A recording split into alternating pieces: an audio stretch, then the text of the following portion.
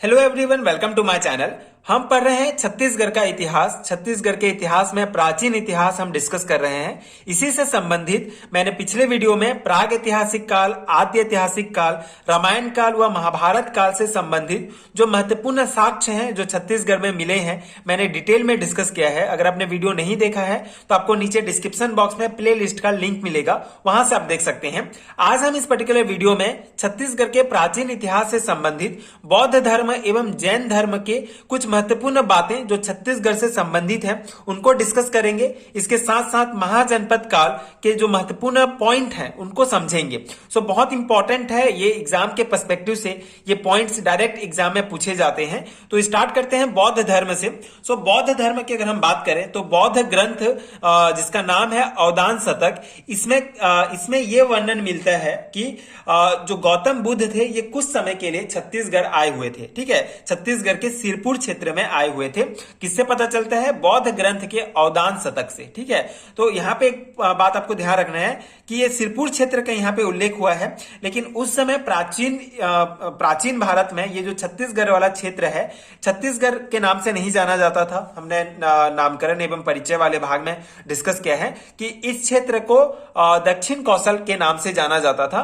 तो बौद्ध ग्रंथ अवदान शतक में यह वर्णन किया गया है कि गौतम बुद्ध कुछ समय के लिए सिरपुर आए हुए थे, मतलब दक्षिण कौशल जो है आए हुए थे। तो इससे पता चलता है कि बौद्ध धर्म में छत्तीसगढ़ का उल्लेख है। ठीक है, इस पॉइंट से हम ये निकाल सकते हैं ये पॉइंट। ठीक है, 6ठी शताब्दी में बौद्ध भिक्षु प्रभु आनंद ने सिरपुर में स्वास्तिक विहार एवं आनंद कुटी विहार का निर्माण कराया था। 639 ईस्वी में प्रसिद्ध चीनी यात्री हुएंग सॉन ने सिरपुर एवं मल्हार की यात्रा की थी। ठीक है, तो ये जो इंपॉर्टेंट पॉइंट है ये बौद्ध धर्म से संबंधित है जो छत्तीसगढ़ से संबंधित है। ठीक है, ये जो घटनाएं हैं ये छत्तीसगढ़ में हुई हैं, तो यही जो है साक्ष्य मिले हैं बौद्ध धर्म में छत्तीसगढ़ से संबंधित। ठीक है, तो ये पॉइंट आपको ध्यान रखना है। बौद्ध ग्रंथ अवदान शतक में ये पता चलता है कि गौतम बुद्ध कुछ समय के लिए सिरपुर आए थे। 6ठी शताब्दी में बौद्ध भिक्षु प्रभु आनंद ने सिरपुर में स्वास्तिक विहार एवं आनंद कुटी विहार का निर्माण कराया था। 639 ईस्वी में प्रसिद्ध चीनी यात्री हुएंग सान ने सिरपुर एवं मल्हार क्षेत्र की यात्रा की थी। ठीक है, और भोंगापाल जो कोंडा गांव में स्थित है वहां पे बौद्ध विहार है। ठीक है, जो बौद्ध विहार है जो कि बौद्ध धर्म के महत्व को दर्शाता है छत्तीसगढ़ में। तो ये भोंगापाल आपको नाम याद रखना है, जो कोंडा गांव में है जहां पे बौद्ध विहार स्थित है। ठीक है, तो बौद्ध धर्म से संबंधित इतने ही पॉइंट आपको ध्यान रखने हैं छत्तीसगढ़ से रिलेटेड। ठीक है, ये बौद्ध धर्म हो गया। जैन धर्म से क्या है? जैन धर्म के जो प्रथम तीर्थंकर थे जिनका नाम था ऋषभदेव। ठीक है, तो ऋषभदेव प्रथम तीर्थंकर थे। तो ये जो है गुंजी क्षेत्र से संबंधित है, और ये जो गुंजी क्षेत्र है ये जिनका जो पुराना नाम था वो दमाऊ दरहा था। ठीक है, दमाऊ दरहा जो कि जांगीर चांपा में स्थित है। ठीक है, तो ये जो है छत्तीसगढ़ के जांगीर चांपा में स्थित गुंजी क्षेत्र ऋषभदेव प्रथम तीर्थंकर थे जैन धर्म के, वो संबंधित थे। ठीक है, इसके अलावा जो 16वें तीर्थंकर थे शांतिनाथ, वो भी भाटागुड़ा क्षेत्र जो कि बस्तर में प्रेजेंट है। ठीक है, इससे संबंधित थे। इसके अलावा पार्श्वनाथ जो कि 23वें तीर्थंकर थे जैन धर्म के, वो नगपुरा क्षेत्र, ठीक है, जो दुर्ग में स्थित है। ठीक है, इस क्षेत्र से संबंधित थे। इसके अलावा जो महावीर थे जो 24वें तीर्थंकर थे, वो आरंग रायपुर में स्थित है आरंग क्षेत्र, यहां से संबंधित थे। ठीक है, तो जैन धर्म से संबंधित ये जो तीर्थंकर थे ये इन क्षेत्रों से संबंधित थे जो कि छत्तीसगढ़ में स्थित है। ठीक है, तो यही जो है पॉइंट छत्तीसगढ़ से रिलेटेड जैन धर्म में हमको प्राप्त होते हैं। ये पॉइंट आपको ध्यान रखना है।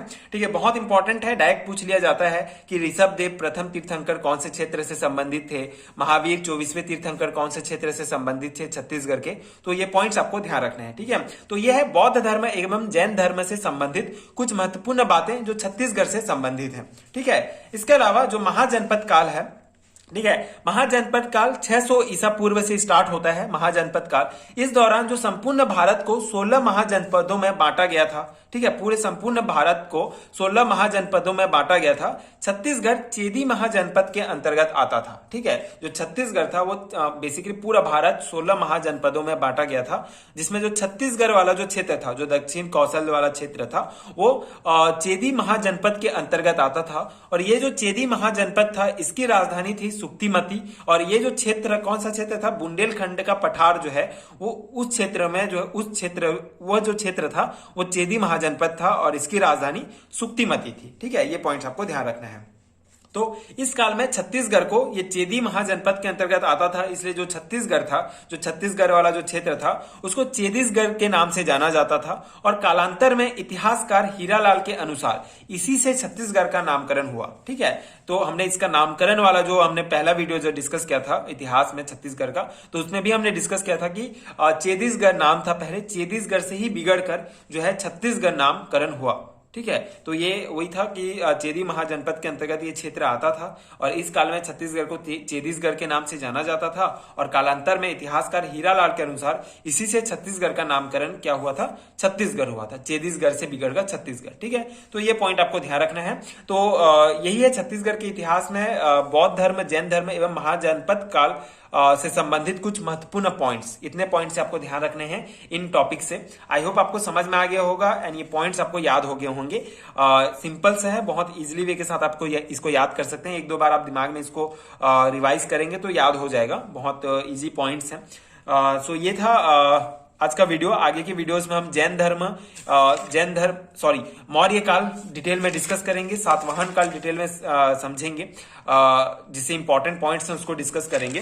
ठीक है, अगर छत्तीसगढ़ के इतिहास का ओवरव्यू जो मैंने पिछले वीडियो में डिस्कस किया था कि प्राचीन इतिहास हम पढ़ रहे हैं, प्राचीन इतिहास में पाषाण काल, वैदिक काल, रामायण, महाभारत काल और ये आज महाजनपद काल, इतना हम डिस्कस कर चुके हैं। आगे वीडियो में मौर्य काल, सातवाहन काल, कुषाण वंश, ये एक एक वंश डिटेल में डिस्कस करेंगे। ठीक है, सो ये था इस वीडियो का इस टॉपिक का एनालिसिस, इतना इंपॉर्टेंट पॉइंट्स। आई होप कि आपके लिए हेल्पफुल रहा होगा। आगे की वीडियोस देखने के लिए प्लीज चैनल के साथ जुड़े रहिए, प्लीज सपोर्ट कीजिए, like share and subscribe to my channel and thank you so much for watching.